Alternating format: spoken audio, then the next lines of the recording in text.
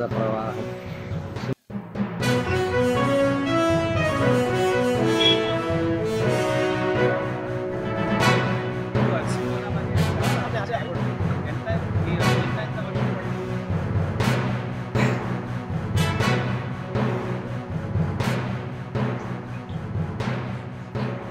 మన టౌన్ ప్రాంతంలో చూస్తే ముఖ్యంగా నిన్న రాత్రి ఒక 140 దాకా మనకి వర్షం రికార్డ్ అయింది, 140 mm.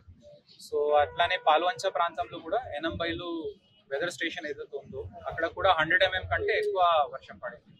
సో నిన్న సాయంత్రం నుంచి అందరికీ మేము రిక్వెస్ట్ చేస్తున్నాం దట్ దయచేసి అనవసరంగా ఎక్కడ బయట పోవద్దు. తర్వాత అధికారులు కూడా అప్రమత్తంగా ఉన్నారు. మన local police and revenue team, అదేవిధంగా గ్రామ పంచాయతీ అండ్ మున్సిపాలిటీ రాత్రి 3 గంటల నుంచి యాక్టివ్గా పనిచేస్తున్నారు ఫీల్డ్లో. సో ప్రెగ్నెంట్ మహిళలు ఎవరైతే ఉన్నారో వాళ్ళకి సేఫ్గా అక్కడ నుంచి తరలించడం జరిగింది. ఇప్పుడు ఒక 130 పిల్లలు అక్కడ ఆశ్రమ్ స్కూల్లో, రెసిడెన్షియల్ స్కూల్లో ఉన్నారు. వాళ్ళకి బ్రేక్ఫాస్ట్ అరేంజ్మెంట్ చేయడం జరుగుతుంది. తర్వాత ఎక్కడైనా ఇంట్లో బియ్యం తడిసిపోయింది లేదా వాళ్ళు వంట చేసే అది పరిస్థితుల్లో లేరు, వాళ్ళ కోసం ఫుడ్ అరేంజ్మెంట్ మనం ప్రొవైడ్ చేస్తున్నాం.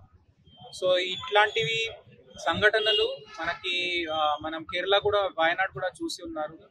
500 కంటే ఎక్కువ, 500 mm కంటే ఎక్కువ అయింది. సో దీనికి ఒక టాపోగ్రఫీ చూసుకొని ఎక్కడ నీళ్ళకి మనం చిన్న చిన్న వాగులకి అరికట్టి అక్కడనే నీళ్లు ఆపేయాలని ప్రయత్నాలు చేయాల్సి ఉన్నాయో అది తప్పకుండా ఈ సీజన్ లో మేము చేస్తాము. ఈ శీతకాలం అంతా డిఆర్డిఏ డిపార్ట్మెంట్ స్టడీ చేసుకొని దీనికి ఎట్లా ఆపి పెట్టాలో అది చూస్తాము. తర్వాత డైవర్షన్స్ గురించి కూడా కొన్ని సలహా ఇచ్చారు, స్థానికులు సలహా ఇచ్చారు, అది కూడా మేము పరిశీలిస్తాము.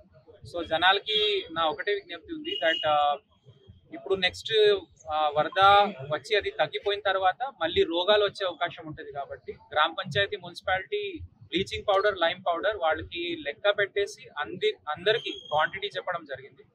ఇంట్లో మా విజ్ఞప్తి ఏముందంటే ఈ కొంతకాలం నీళ్లు ఉడకపెట్టి తర్వాత ఫ్రెష్ ఫుడే అందరూ తీసుకోవాలని నా రిక్వెస్ట్ ఉంది. సింగరేణి ఓబిగుట్టల నుంచి వరద నీరు వస్తుందని మనుగూరు పట్టణ ప్రజలు ఎప్పటి నుంచో ప్రతి వర్షాకాలం సీజన్ సమస్య వస్తుంది. కాకపోతే ఏంటంటే దానికి సింగరేణి అధికారుల నుంచి కానీ మేము వదలలేదంటున్నాం. వచ్చే దాంట్లో రైట్. సో దీనికి అయితే ఎవరు ఏం మాట్లాడారో లేదా ఎవరు ఏమన్నారో అట్లా పోకుండా దానికోసం మనకి ఇరిగేషన్ డిపార్ట్మెంట్, తర్వాత survey department, geological survey department వీళ్ళందరికీ మేము అది ఒక టీంని ఏర్పాటు చేసుకొని బరాబర్గా ఫ్లో ఎక్కడి నుంచి వస్తుంది అది ఐడెంటిఫై చేస్తాం. ఎందుకంటే వర్షం పడితేనే మనకి తెలుస్తుంది నీళ్ళు ఎక్కడి నుంచి వస్తుంది. సో ఇట్లా జరిగింది కాబట్టి మనకి ఒక అవకాశం దొరికింది దానికి సరి చేయడానికి. సో తప్పకుండా సింగరేణి ఆఫీసర్స్తో ప్లాన్ చేసుకొని ఆ సమస్య మళ్ళీ రాకుండా చూస్తాం. నగరు మా ఇక్కడ ఏరియా అంతా అశోక్ నగర్ ఏరియా, సుందరయ్య నగర్ మొత్తం మునిగి ఇండ్లల్లో రాత్రి ఒకటే వాటరు. రాత్రి 12:30 నుంచి అసలు నిద్ర లేదు, ఇంటి నిండా నీళ్ళే. బాత్రూమ్ వెళ్ళాలన్నా ఏ బాధ అయినా బాగా అసలు వాటర్ వల్ల మేము ఏం ఇబ్బందులు బాగా పడుతున్నాం. మా కోసం ప్రభుత్వం ఏదన్నా సదుపాయం చేయాలి. అధికారులు ఎన్నిసార్లు చెప్పినా పట్టించుకోవట్లే. మాకు అసలు ఇంటి చుట్టూ నీళ్ళే. రాత్రి అసలు అర్ధరాత్రి లేసి కూర్చున్నాం, మేము ఏమి చేయలేకపోతున్నాం. మరి ప్రభుత్వం అధికారులు మరి వస్తున్నారు పోతున్నారు కానీ ఇంతవరకు మరి ఏ అధికారులు కాలువలు పడ్డాయి, అవి పడ్డాయి, ఇవి పడ్డాయి అంటారు తప్ప ఏది పట్టించుకోరు. మరి ఏదో ఒకటి ఏర్పాటు చేయాలి ప్రభుత్వము. సింగరేణి వాళ్ళు కూడా మరి ఏదో ఒకటి ప్రభుత్వం ద్వారా ఏదో ఒకటి ఏర్పాటు చేయాలని మా యొక్క విజ్ఞప్తి. మేమందరం ఒక నీళ్లు తాగట్లేదు, ఒక పాలు లేవు, నీళ్ళు లేవు, తిండి కూడా లేదు. మరి ప్రభుత్వం మాకు ఏదన్నా సదుపాయం చేయగలరని మా యొక్క. నా పేరు రవికుమారు, మాది భద్రాద్రి కొత్తగూడెం జిల్లా మణుగూరు మండలం సుందరయ్య నగర్ గ్రామము, వినాయక నగర్ అండి.